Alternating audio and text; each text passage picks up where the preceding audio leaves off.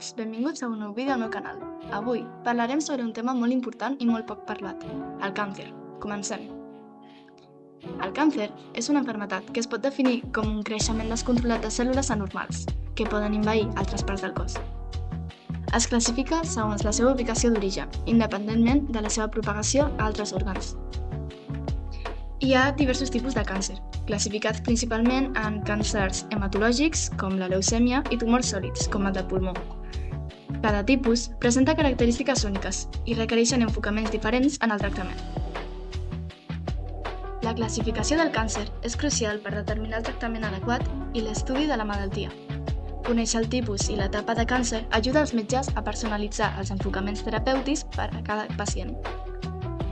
Els càncers hematològics afecten els globus sanguinis i inclouen la leucèmia, el limfoma i la mieloma múltiple. Són diferents dels càncers de tumors sòlids perquè es desenvolupen a la sang o en el sistema limfàtic, influenciant la producció i funció de cèl·lules sanguínies. Els càncers de tumors sòlids es presenten en qualsevol òrgan o teixit del cos, com el de pròstata, pulmó o colorectal. La seva naturalesa implica que poden créixer localitzat i potencialment propagar-se si no es tracten adequadament.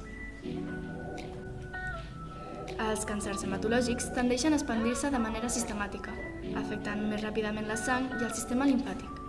En contrast, els tumors sòlids poden créixer i expandir-se a través dels teixits locals amb diferents patrons segons el tipus de càncer. Un tumor és un creixement anormal de cèl·lules que pot ser benigne, o sigui, no cancerós, o maligne, que vol dir cancerós.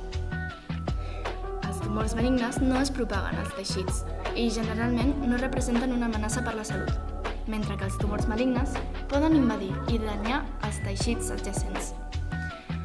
La seva detecció precoç és crucial per a un tractament efectiu. Els tumors benignes creixen lentament i romanguen localitzats, no causant símptomes. En canvi, els tumors malignes poden créixer ràpidament, propagant-se a altres parts del cos i causar símptomes variats, depenent de la seva ubicació.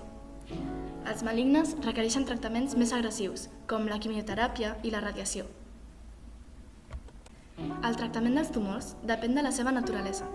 Els tumors benignes sovint es tracten mitjançant cirurgia, mentre que els malignes poden requerir combinació de cirurgia, radioteràpia i quimioteràpia.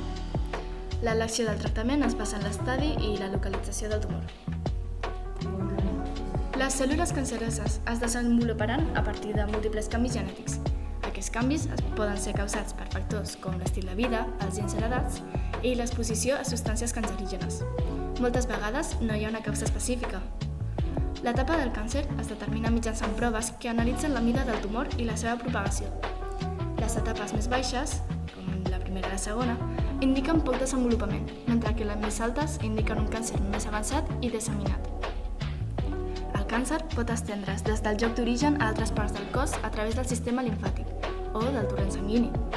Aquest procés, conegut com metàstasi, permet que les cèl·lules canceroses s'assentin en nous llocs i formulin tumors secundaris, complicant així el tractament. Aquesta ha estat tota l'explicació d'avui. Espero que hagueu après alguna cosa nova i fins aviat. Adeu!